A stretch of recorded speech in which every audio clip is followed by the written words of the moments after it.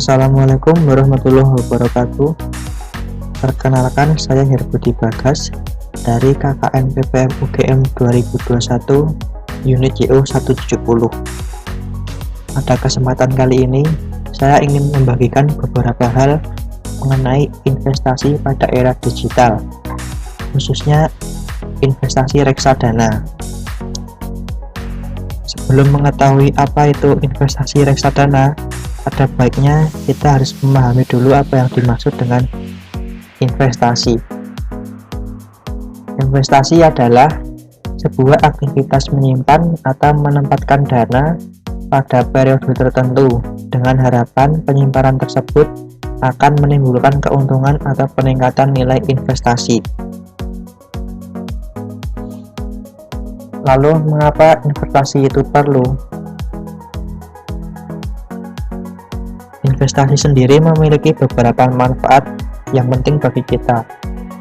Misalnya, meningkatkan aset, memenuhi kebutuhan di masa depan, gaya hidup hemat, serta mendapatkan passive income. Lalu di Indonesia sendiri, sebenarnya ada banyak instrumen investasi yang umumnya adalah emas, saham, cryptocurrency, deposito, obligasi, properti, dan reksadana.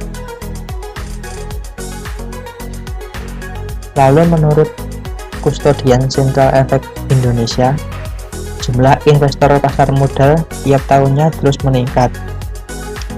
Maka ada baiknya kita mulai berinvestasi mulai dari sekarang, karena suatu saat pasti nilai investasi kita akan meningkat seiring dengan pertumbuhan investor di Indonesia.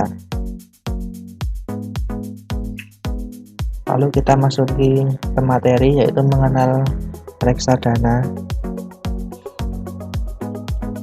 Apa sih itu reksadana? Mengacu kepada Undang-Undang Pasar Modal Nomor 8 Tahun 1995 Pasal 1 Ayat 27 didefinisikan bahwa reksadana adalah wadah yang dipergunakan untuk menghimpun dana dari masyarakat pemodal untuk selanjutnya diinvestasikan dalam portofolio efek oleh manajer investasi. Reksadana sendiri memiliki beberapa kelebihan serta kekurangan. Kelebihan yang pertama yaitu dapat mendapat keuntungan, mudah dan murah dalam memulai investasi, dikelola oleh profesional atau manajer investasi.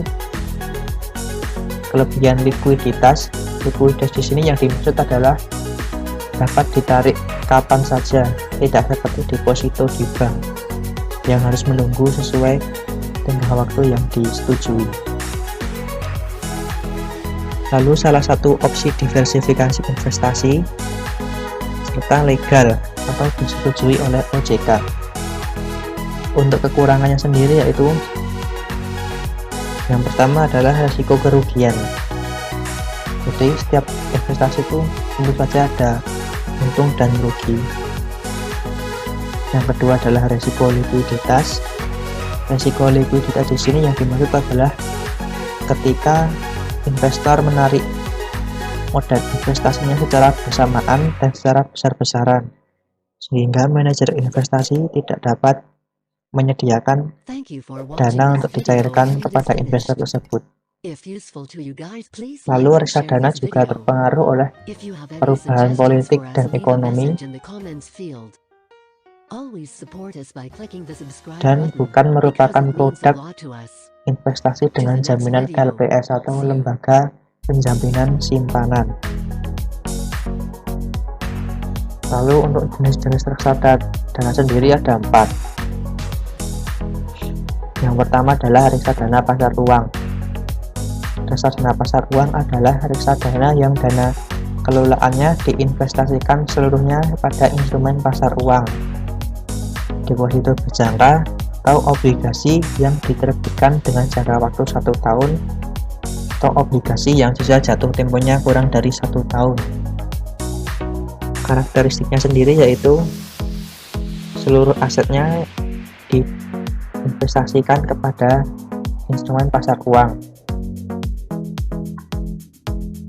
Reksadana pasar uang sendiri juga bertujuan untuk investasi jangka pendek dan memiliki profil risiko yang sangat konservatif serta sangat liquid atau dapat dicairkan kapan saja. Yang kedua adalah reksadana obligasi. Reksadana obligasi merupakan jenis reksadana yang sebagian besar alokasi investasinya ditempatkan pada surat utang. Untuk karakteristiknya sendiri yaitu 80% dana kelolaannya diinvestasikan pada surat utang. Tujuannya untuk jangka pendek hingga menengah atau 1 tahun hingga 3 tahun. Lalu memiliki profil risiko yang konservatif, dan tujuan dari reksadana obligasi ini yaitu mempertahankan dan memperoleh nilai investasi sesuai dengan risiko dalam jangka pendek hingga menengah. Yang ketiga ada reksadana saham. Reksadana saham sendiri merupakan jenis reksadana yang sebagian besar alokasi investasinya ditempatkan pada efek saham. Karakteristiknya yaitu 80% dana kelolaannya diinvestasikan pada instrumen efek saham. Tujuan berinvestasinya untuk tujuan jangka panjang 5 hingga 10 tahun dan memiliki profil risiko yang agresif karena reksadana saham memiliki volatilitas yang sangat tinggi atau perubahan harga yang sangat besar, dan tentu saja juga merupakan reksadana yang memiliki keuntungan paling banyak. Lalu untuk tujuannya reksadana saham yaitu meningkatkan nilai investasi dalam jangka panjang. Yang keempat ada reksadana campuran. Reksadana campuran adalah investasi yang menanamkan dananya di berbagai macam efek, antara lain saham, obligasi, dan pasar uang. Karakteristiknya yaitu dana yang ditempatkan maksimal 79% pada saham dan obligasi, dan harus ada ketiga reksadana yang tadi yaitu reksadana saham, pasar uang, dan obligasi dalam satu reksadana campuran. Tujuannya untuk jangka menengah, memiliki profil risiko yang moderat atau tengah-tengah, dan tujuannya untuk pertumbuhan investasi yang lebih stabil dibandingkan dengan reksadana saham sebelumnya yang memiliki volatilitas yang sangat tinggi. Lalu bagaimana cara kerjanya? Nah, ini saya akan menampilkan ilustrasi mengenai keuntungan dan kerugian dalam investasi reksadana. Yang pertama yaitu untuk mengetahui ini penyertaan, misal pada kasus ini adalah pada tanggal 1 Januari 2021, Bagas membeli suatu produk dari manajer investasi yang berupa reksadana saham melalui AERD atau agen penjual efek reksadana, bibit senilai Rp100.000 yang pada saat itu memiliki harga NAB atau harga nilai aktiva bersih sebesar Rp200. Berapa unit penyertaan yang akan didapatkan Bagas? Nah, dari soal tersebut diketahui adalah dana investasi sebesar Rp100.000. Lalu harga NAB per tanggal 1 Januari 2021 adalah Rp200.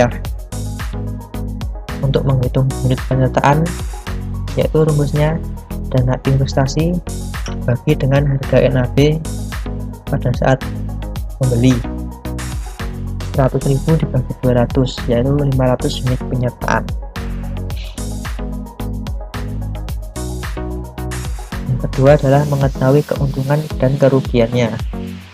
dalam kasus yang tadi adalah 2 bulan kemudian pada tanggal 1 Maret 2021 Bagas ingin menjual seluruh unit penyertaan reksadana miliknya yang saat itu produk reksadana saham tersebut sudah memiliki harga NAB Rp220, berarti naik ya dari 200 ke 220. Berapa hasil investasi yang akan diterima Bagas dari penjualan reksadana tersebut? Kan diketahui di awal tadi adalah dana investasi yaitu 100.000, unit penyertaan sebanyak 500, dan harga NAB per tanggal 1 Maret adalah Rp220. Untuk menghitung hasil investasi yaitu unit penyertaan dikali harga NAB pada saat kita menjual reksadana tersebut atau pada tanggal 1 Maret 2021 dalam kasus di atas. Jadi 500 dikali 200 sama dengan 110.000. Di sini dapat disimpulkan bahwa dengan dana investasi 100.000 selama 2 bulan Bagas mendapat keuntungan sebesar 10% dari modal atau 10.000. Nah, lalu bagaimana untuk menghitung kerugiannya? Nah, untuk menghitung kerugian kita tinggal mengganti harga NAB saat kita menjual reksadana tersebut. Misal pada tanggal 1 Maret 2021 Bagas menjual seluruh unit penyertaan reksadana tersebut yang sudah memiliki harga NAB sebesar 180. Berarti dari awal membeli tadi kan Rp200, sekarang menjadi Rp180. Berarti berkurang. Dan tinggal kita masukin dalam rumus. Unit penyertaannya 500 dikali harga NAB pada saat kita menjual 180. Lalu hasil investasinya sama dengan 90.000. Jadi kesimpulannya adalah Bagas mengalami kerugian sebesar 10% atau 10.000 karena modalnya investasi adalah 100.000. Lalu untuk kesimpulannya yaitu investasi di masa sekarang ini sangat mudah dan tidak harus dimulai dengan modal yang besar. Berinvestasilah sesuai dengan tujuan dan rencana keuangan masing-masing. Entah segala jenis investasi memiliki kerugian serta keuntungan yang sepadan. High risk, high return. Ya, sekian dari saya. Kurang lebihnya mohon maaf. Wassalamualaikum warahmatullahi wabarakatuh.